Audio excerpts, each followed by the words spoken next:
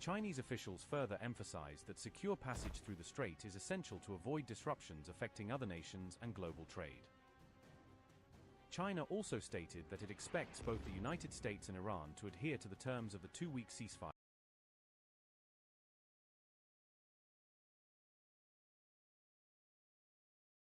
So how exactly would the US enforce a blockade on top of an Iranian blockade in the Strait of Hormuz? Instead of risking massive aircraft carriers in such narrow waters, the Navy would rely on guided missile destroyers. They'd likely position one in the north, one in the center, and keep a third on standby as backup. But here is the major problem. Iran wouldn't just fight with missiles. They use sea mines. In this scenario, they could drop them all over the strait, with some even drifting into the waters of neighboring Arab countries. So how do you remove these sea mines? The answer is the literal combat ship. These vessels can launch unmanned surface vehicles to sweep the area. And when surface drones can't reach the deep minefields, the Navy launched the Knife Fish. This robotic submarine dives straight into the danger zone to hunt and identify buried mines, detonating them safely using magnetic and acoustic signals. But the danger isn't over. Iran still commands a small swarms of fast Mosquito boats capable of threatening massive US warships. To counter this swarm, the US can launch fast-attack Apache helicopters to chase down and neutralize the boats with its 30mm chain gun. What would happen if the United States military was ordered to completely lock down the Strait of Hormuz? The answer is simple but brutal. It wouldn't be a swift, clean victory. It would be the most complex, grueling, and high-risk naval operation since World War II. How does the US establish the front line? The answer lies in Phase 1, the picket line and the quiet hunters. The tip of the spear wouldn't be a massive aircraft carrier. Those are simply too valuable and vulnerable to sit inside a narrow, 21-mile-wide strait.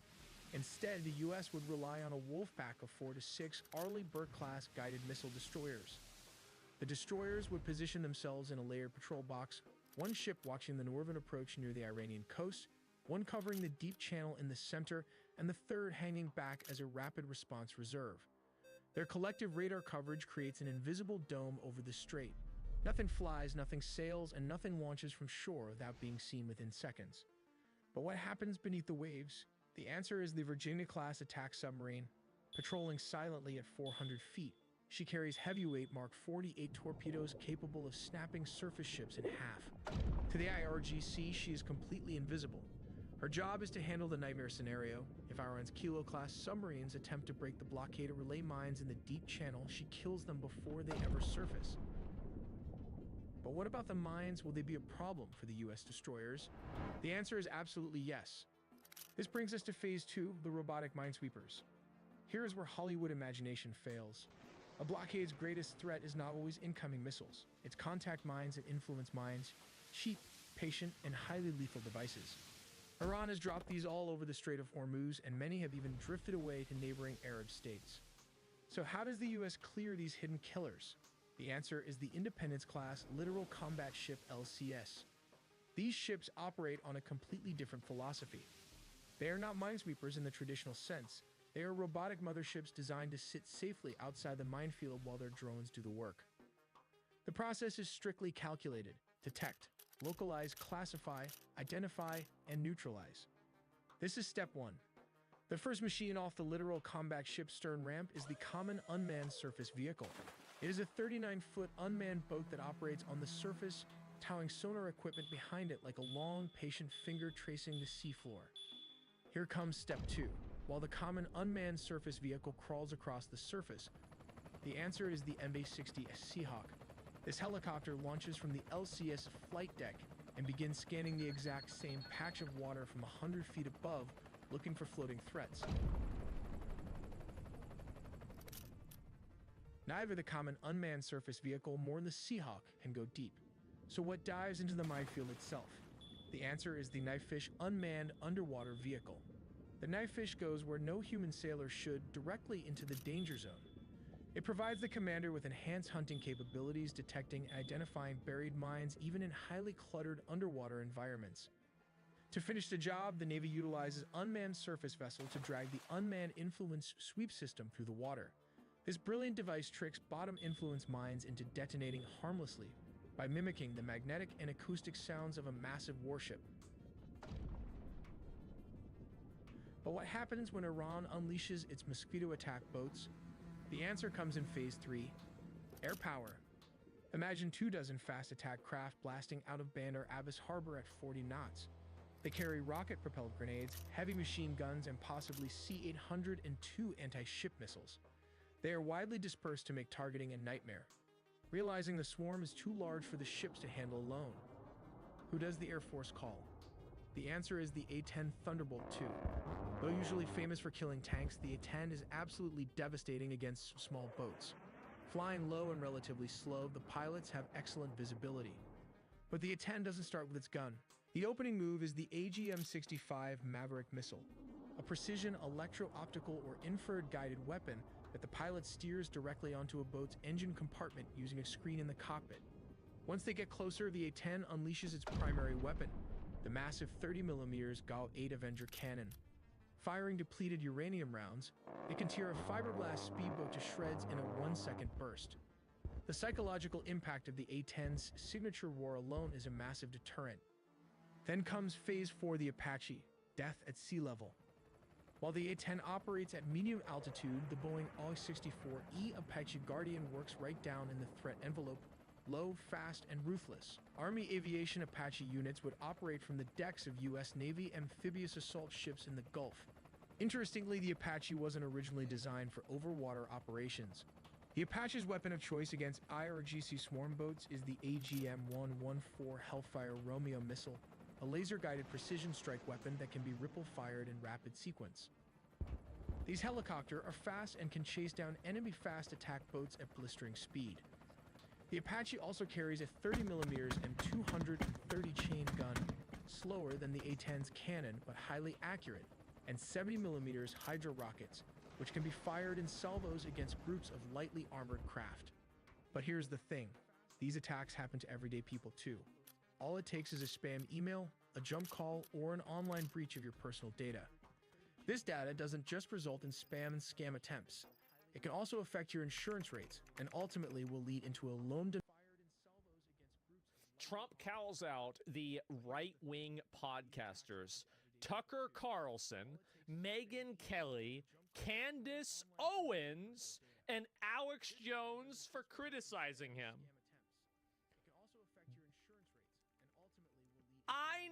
Jesus Christ, Donald? Holy fuck. Okay, let me read it.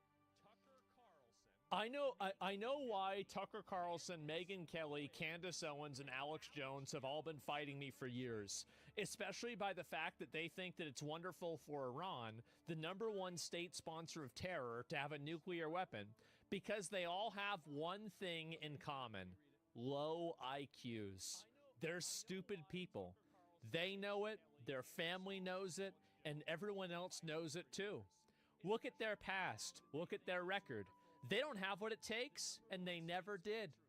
They've all been thrown off television, lost their shows, and aren't even invited on TV because nobody cares about them. They're nut jobs, troublemakers, and will say anything necessary for some free and cheap publicity. Now they think to get some clicks because they have the third-rate podcasts, but nobody is talking about them, and their views are the opposite of MAGA. Or, I wouldn't have won the presidential election in a landslide. For some free MAGA agrees with me and just gave CNN a 100% approval rating of Trump. But nobody is talking about Keep this in them. mind. And their views are the opposite Kim Jong-un of MAGA. of North Korea only had a 99.8 approval rating. He is really that guy. He's that guy. That's the level that we're on now. 99.8, yeah. The guy's dead now, by the way. It's back to 100%. So anyway, I wouldn't have won presidential election of not the hand-flailing fools like Tucker Carlson, who couldn't even finish college. He was a broken man when he got fired from Fox, and he's never been the same. Perhaps he should see, let me make it larger so you guys can read it. Where is it here? Perhaps he could see a good psychiatrist, or Kelly, who nastily asked me about the now famous only Rosie O'Donnell. That's true. She was the one that asked him that. Or crazy Candace Owens, who accuses the highly respected First Lady of France of being a man when she is not, and will hopefully win lots of money in the ongoing lawsuit. Actually, to me, the First Lady of France is far more beautiful woman than Candace. In fact, it's not even close.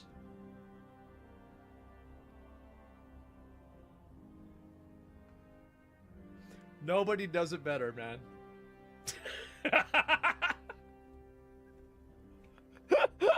Nobody does it better. This is the president.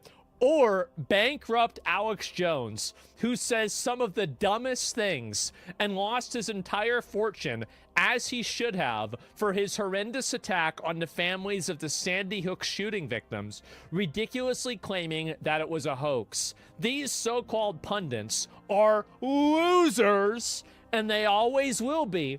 The now fake news CNN, the failing New York Times, and other radical left, quote, news organizations are hailing them, giving them positive press for the first time in their lives. They're not MAGA, they're losers, just trying to latch on to MAGA.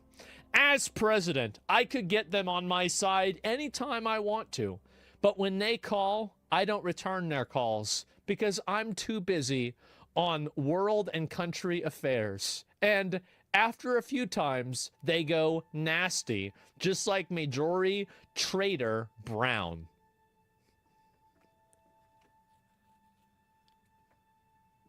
But I no longer care about that stuff. I only care about doing right for our country.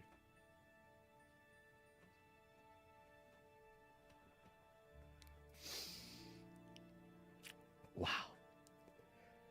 MAGA is about winning and strength in not allowing Iran to have nuclear weapons. MAGA is about making America great again. And these people have no idea how to do that. But I do! Because the United States is now the hottest country anywhere in the world. President Donald J. Trump.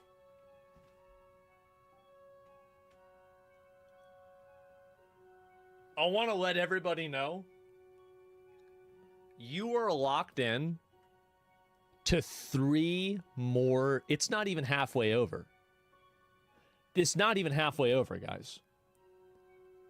3 more years of this. And that's if he doesn't run a 3rd term. Boy, howdy, hooey. What an interesting evening, huh, sports fans? An action-packed late night.